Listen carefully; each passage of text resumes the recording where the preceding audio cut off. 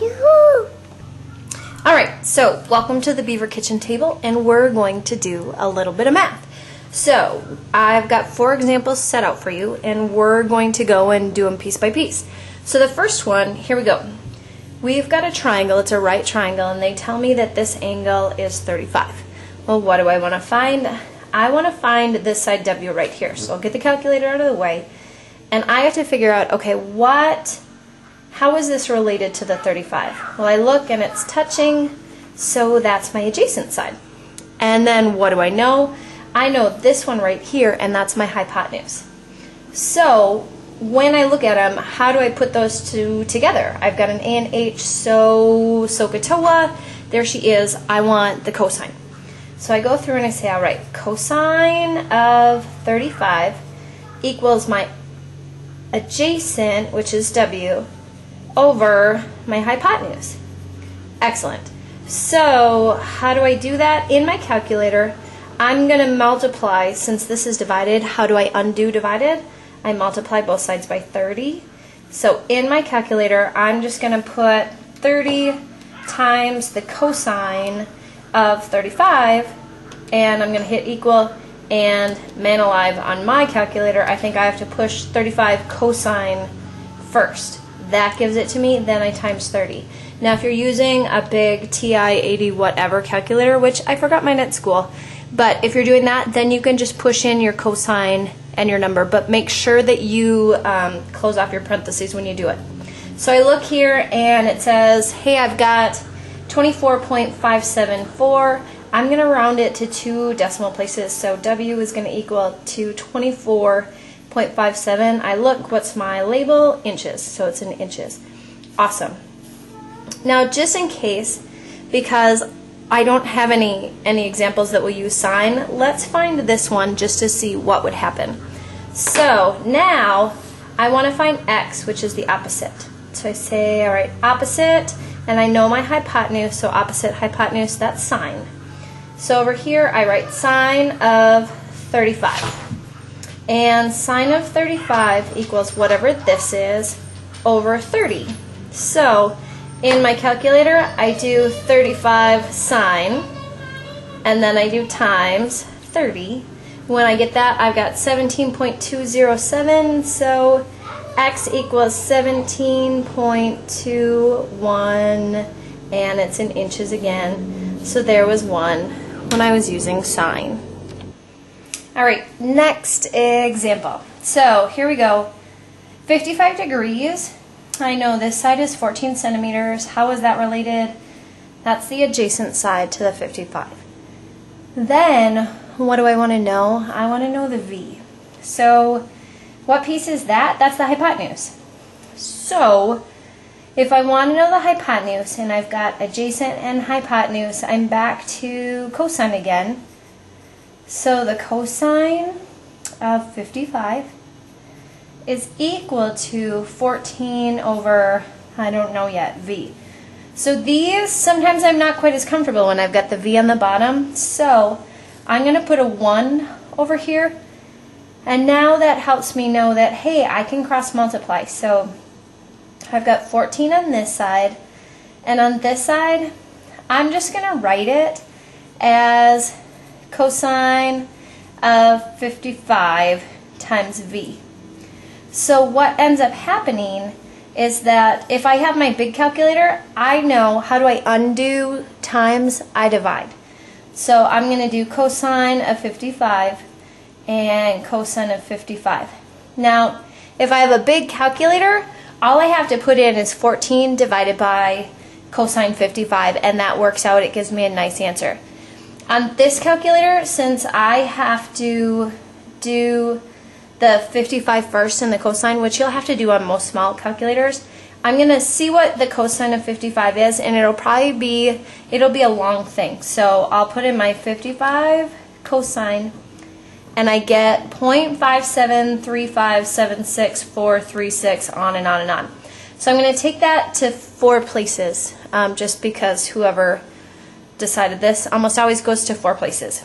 So I'm going to end up really with 14 divided by 0.5736 because I'm good at rounding. And so I say 14 divided by 0.5736 equals, let's see, 24 point, and now I rounded to two places, 24.41, and I'm in centimeters. Now, again, depending on which calculator you have, if you have this calculator, then I have to round it right there. If you don't, if you have the big TI-80 whatever, you can just take the 14 and divide it by just type in the cosine 55, and it all works out just fine. So, let's keep going. Another example. This one. So I'm looking right here. I've got 28 degrees, and I want to find F. Well, how's that related? It's the opposite. And what else do I know? I don't know the hypotenuse, but I know this one. How's that related? It's touching, so that one's adjacent. So opposite over adjacent, SOHCAHTOA, tangent. So I'm going to take my tangent and tangent of 28, and that's going to equal, let's see, opposite goes on top, so F over 14. I'm a big fan of when the letter's on the top, because then you just get to multiply. So I multiply 14 to both sides, and so in my calculator on this one, I push 28 tangent, that throws out my number, then I multiply it by 14. Now, if you have the big calculator, be really careful, because, let's see, I'm in meters. If you push tangent, then you want to close the parentheses after it, so you would type in tangent of 28 and make sure that you close the parentheses on the big calculator just to make sure that all goes well. So there I am with that. Last one. So, hey, this looks like the same one, which means I didn't copy it. So hey, let's just find this one. So let's see. If I've got 28 degrees and 14 is right there, this is the hypotenuse. So I've got adjacent, I've got hypotenuse, and so let's see. Adjacent over hypotenuse would be cosine. So cosine of 28, where did I get the 28 from? Right there. That's the angle they gave me. So cosine equals 14 over x.